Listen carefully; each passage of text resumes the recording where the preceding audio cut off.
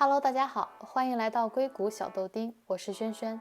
在网络社交和科技公司越来越发展的今天，除了996的工程师们，负责用户体验设计和页面美观设计的 UX 和 UI designer 也渐渐走入了人们的视野。和所有别的设计师一样，UX/UI designer 总会需要在各种甲方爸爸的要求下不断的改稿，出现无数份最终设计文稿。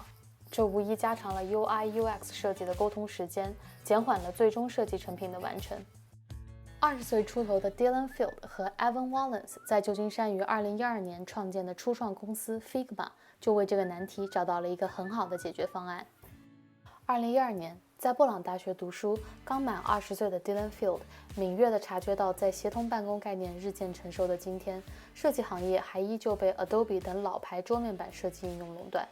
市场上并没有像 Google Doc 或者是 GitHub 这样为设计师提供的协同设计的软件。UI 和 UX 设计师需要花费大量的时间在下载、发送设计文稿、收集各方意见、修改设计文稿等繁琐又费时的步骤上。于是 Dylan 拉拢了同在布朗大学的同学 Evan Wallace， 开始了对 Figma 的筹备。Dylan 在创建 Figma 之前，在 Flipboard、Microsoft Research 和 LinkedIn 等多家公司做过实习生。在他一次给产品部门做实习生的经验里，发现了 UI 设计师在互联网公司里扮演的重要角色。于是，在2013年 ，Dylan 和 Evan 成立了 Figma， 立志要为 UI 设计师创造一个像 Google Doc 一样，可以让多个设计师同时在线更改某个产品的设计软件。即使 Dylan 没有向大众透露任何 Figma 的产品细节，他为这个想法融到的390万美金的资金，充分证明了资本市场对这个想法的强烈兴趣。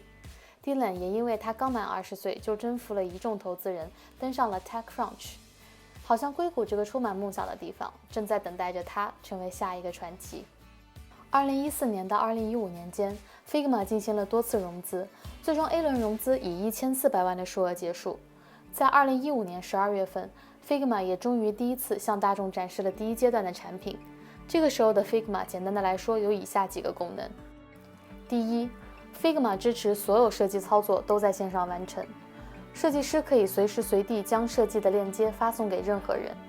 大家就可以用设计链接看到设计样本。这样做为设计师省下了下载设计文稿、以邮件形式发送设计文稿、上传云储存、分享设计稿等所需要的时间，同时也避免了因为每个电脑设置不同，设计文稿在不同设备上打开，可能需要重新调整字体大小、按键大小等问题。第二，实时评论和提醒功能，任何有链接的人都可以实时对设计方案的具体部分提出看法或者是评论，设计师会收到提醒，然后可以回复评论或者是对设计做出修改。这一功能实现了对产品设计的实时沟通。除了电脑以外， Figma 还能在手机、iPad 等各种移动电子设备上打开。这一功能可以帮助为手机应用做设计的 designer 实时查看设计在各种手机上的效果，同时也为设计师和各合作方提供了随时随地能够查看设计稿以及提供设计反馈的条件。最后， Figma 会实时保存设计师的设计，如果需要的话可以查看或者是恢复到过去的任何版本，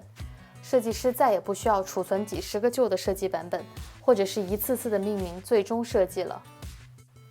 虽然这个时候的产品还没有实现 Dylan 最初想让多个设计师在线同步编辑一个设计方案的愿望，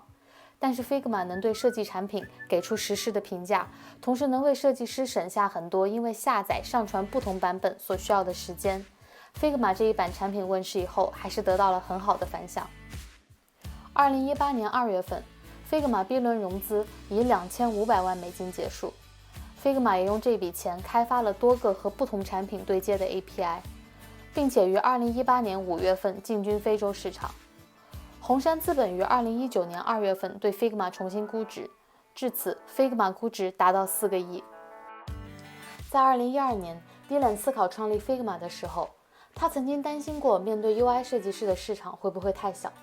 然而这几年用户对 UI 的要求越来越高，一个产品的 UI 是否美观、简洁、方便使用，变成了用户衡量一个产品好坏的重要因素。市场也因为用户的需求积极地做出调整。以 IBM 为例，2012年工程师和设计师的比例大概是72:1，然而到2019年，这个比例已经前进到了7:1。Dylan 更加坚信自己的眼光是正确的 ，Figma 的市场占有率也在节节攀升。自 Figma 上线以来，一直免费向用户提供所有产品功能，这样 Figma 在过去这几年期间积累了大量的用户。2019年年初 ，Figma 终于推出了多人同时编辑页面的功能，同时也拿到了4000万美金的 C 轮融资。2019年2月份，第一次推出了向用户收费的 Pro 版本和向各公司销售的加固过安全的公司使用版本。2020年，因为疫情的影响，远程办公、协同办公的软件得到了广泛的运用。Figma 当然也赶上了这一波潮流。19年年底 ，Figma 推出了 Figma 社区，让设计师可以在社区里分享和讨论自己的设计方案。2020年4月 ，Figma 完成了第一轮融资5000万，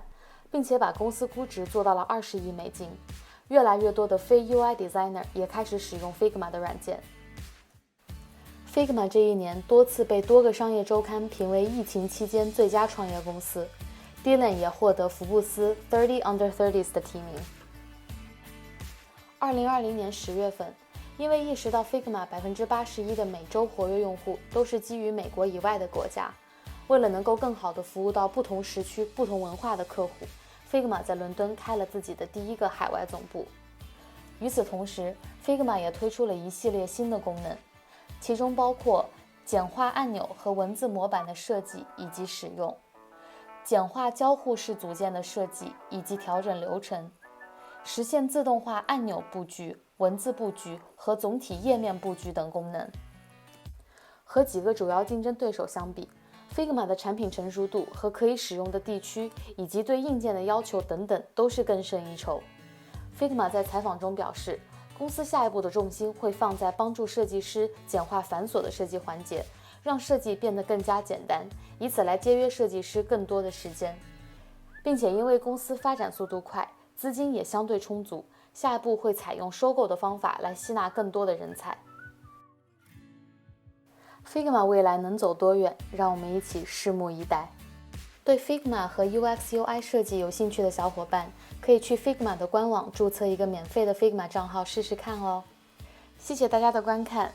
如果大家有任何问题的话，都欢迎在留言区里讨论。如果喜欢我的视频，就给我点个赞吧。我们下期再见。